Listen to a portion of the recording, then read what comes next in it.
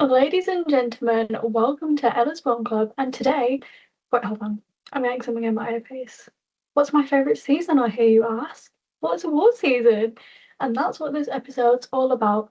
So grab your popcorn and get comfy because this episode's going to be a special one.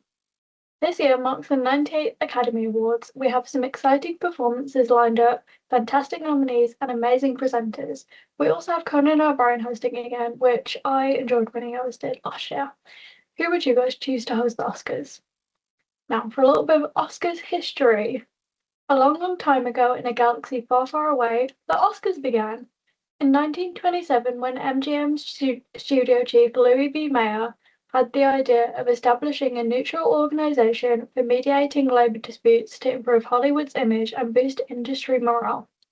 Other famous figures included in the creation of the Oscars included Douglas Fairbanks, a famous actor who also hosted the first ceremony, Mary Pickford, a pioneering actress and co-founder of United Artists, and Cedric Gibbons, who was the MGM art director.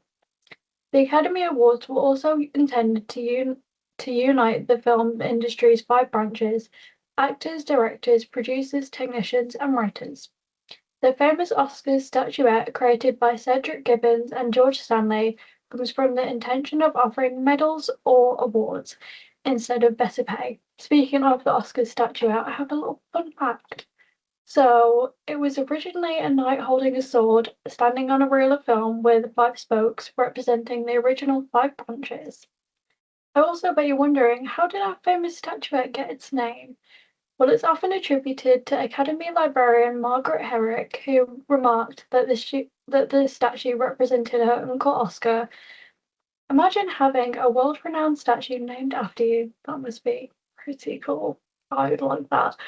Um, Now, the first Academy Awards ceremony was held on May 16th, 1929, at the Hollywood Roosevelt Hotel, and it was only a 15-minute private banquet for just 270 people. The winners of the awards were also announced 3 months in advance in this first year. These winners were Wings for its outstanding picture, which was a World War One aviation drama, and it is the only fully silent film to ever win the top prize. Janet Gaynor for Best Actress, who actually won for her work in three separate films: Seventh Heaven, Street Angel, and Sunrise. Emil Jannings for Best Actor, who was honored for his work in two films, The Last Command and The Way of All Flesh, which is also now considered a lost film with no known surviving copies of it. I would like to know where that film is. He was also the first person to receive the statuette as he had to return to Europe before the ceremony. The Best Director category was actually split into two, drama and comedy.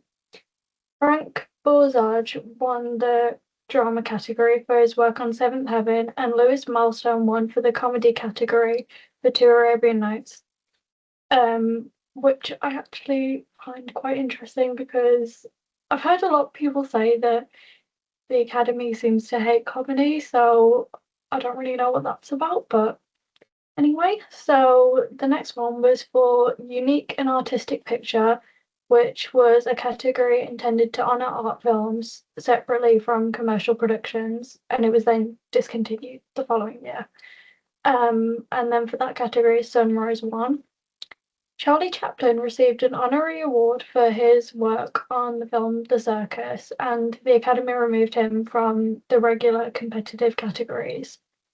Warner Bros. Also received a special award for pioneering sound with The Jazz Singer, which was actually considered as the first talkie. This film was deemed ineligible for the Best Picture category to keep the competition fair for silent films.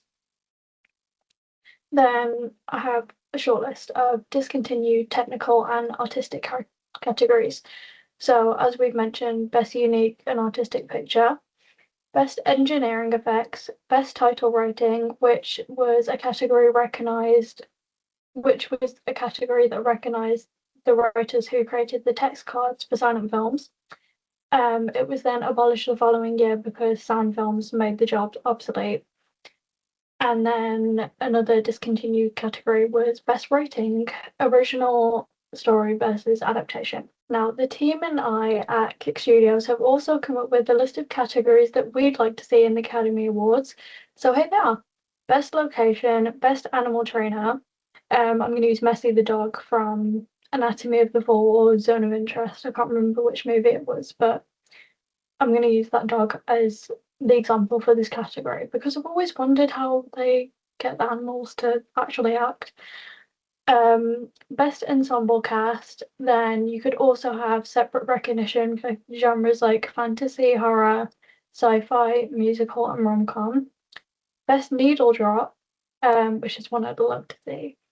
Best composition, best comedy performance, best debut feature for director, best adaptation, best biopic, best crowd pleaser, best tearjerker, best movie quote, best DOP, best editor, and best cinematography. We also have the best stunt category coming for the 100th Academy Awards, which I'm super excited for. But what categories would you like to see in the Oscars? Now for a little timeline of some of the most notable moments of the Academy Awards, and there's a lot. Because there's some hectic things that have happened. So in 1938, a specially designed Oscar was given to Walt Disney for Snow White, with 7 little statuettes attached to the normal size one. In 1939, the Oscars famously got its name. Before this, the ceremony held the name Academy Award of Merit. In 1953, the Oscars started to appear on TV, and then in 1965, Julie Andrews won for Best Actress. In 1969, there was actually a tie for Best Actress between Katharine Hepburn and Barbra Streisand. In 1973, Marlon Brando refused his Best Actor award for The Godfather in protest with the Academy's treatment and deception of Indigenous people.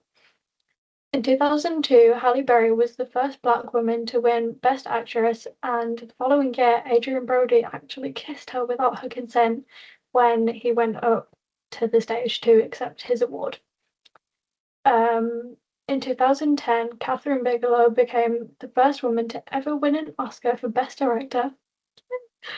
In 2013, Jennifer Lawrence famously fell while walking up the stage to accept her award. In 2017, there was a famous Best Picture mix-up in which La La Land won for Best Picture when it was supposed to go to Moonlight, but they read out the wrong card, so Moonlight actually won for Best Picture. In 2020, Parasite became the first non-English language film to win Best Picture. Then in 2022, Will Smith famously slapped Chris Rock, which got him banned from the Oscars until 2032. And in 2023, Michelle Yeoh was the first Asian woman to win Best Actress for her role in Everything Everywhere All at Once. However, the Oscars have also had their fair share of scandals. In 1940, Hattie McDaniel won Best Supporting Actress for Gone with the Wind, but she was made to sit at a segregated table at the ceremony due to the fact that she was Black.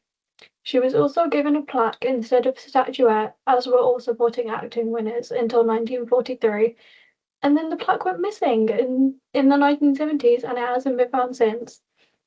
Another little debate is also if the Oscars should be open to public vote, because at the moment it's not a very big representation of the industry, as only Academy Award members can vote, which is only 10,000 out of around 2 million people that work in the industry.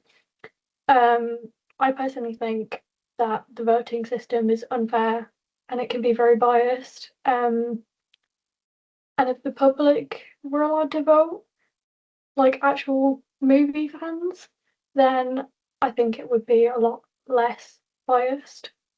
But what do you guys think? I would love to know your thoughts on this little debate. And who knows, maybe it'll change in the future, but yeah. But moving on from that, I have a little fun fact. So at the time of World War II, the Oscar statuettes were made of painted plaster due to metal shortages. And then, so these statuettes were like easily breakable. So after the World War ended, winners were able to go and get actual statuettes, proper ones. Now, let's get into the fun stuff. So this is a special section for a special episode called, drumroll please, and the nominees are, so let's get straight into it. So, the nominees for Best Picture are The Secret Agent, Begonia, Marty Supreme, Train Dreams, F1, Sinners, Frankenstein, Hamnet, One Battle After Another, and Sentimental Value. Now, Sinners actually holds a new record. They hold currently 16 nominations, which is the most nominations that a film has ever held. Nominees for Best Actress are Emma Stone for Begonia, Rose Byrne for If I Had Legs, I'd Kick You, Renate Reigns, sorry if I pronounced that wrong, guys, for Sentimental Value, Jessie Buckley for Hamnet, and Kate Hudson for Song Sung Blue. One that I haven't put on this list isn't to do with acting, it's to do with VFX. And it was one of my favourites out of the films that came out this year. It's Jurassic World Rebirth has been nominated for a VFX Oscar, and I would love to see that film win because it had fantastic VFX. Nominees for Best Supporting Actress are Teyana Taylor for One Battle After Another, Amy Madigan for Weapons, Wunmi Mosaku for Sinners, Elle Fanning for Sentimental Value, and then I'm really sorry, guys, I do not know how to pronounce his name, but her first name is Inga, for Sentimental Value. Again, very sorry if I pronounced some of those names wrong. Nominees for Best Actor are Michael B. Jordan for Sinners, Timothée Chalamet for Marty Supreme, Leonardo DiCaprio for One Battle After Another, Ragnar Mora for The Secret Agent, and Ethan Hawke for Blue Moon. Nominees for Best Supporting Actor are Delroy Lindo for Sinners, Benicio del Toro for One Battle After Another, Jacob Elordi for Frankenstein, Sean Penn for One Battle After Another, Stellan Skarsgård for Sentimental Value. And then nominees for Best Director are Chloe Zhao for Hamnet, who actually won in 2021, I believe. Ryan Coogler for Sinners, Joachim Trier for Sentimental Value, Josh Safdie for Marty Supreme, and Paul Thomas Anderson for One Battle After Another. Now, before we wrap up this episode, I've thought of a little way to make the Oscars fun for you guys to watch. So I made a little Oscars Spot the Celebrity Bingo, which you can screenshot if you're watching this episode on YouTube, and also a little predictions table so you guys can make all your predictions of who or which film will win an Oscar for each category. I'm also going to fill that out myself when I watch the Oscars. But you know which part I don't like about the Oscars is the part where they're all sitting on, I don't know who it is that's sitting on the couch, but the part where there's people sitting on the couch and they're talking about the films. I think they should get rid of that part of the Oscars because it's just boring. But let's hope this year there'll be no snubs, slaps, and no 6-minute long speeches. Yes, I'm talking to you, Adrian Brody, which was really funny, by the way, because they actually played the closing music twice before he had to end his speech.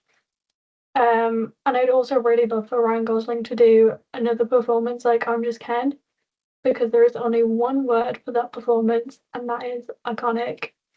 Now, this has been a spectacular episode, so make sure you tune in to the Oscars this Sunday, everybody, and I'll see you in the next episode of Ellen's Film Club.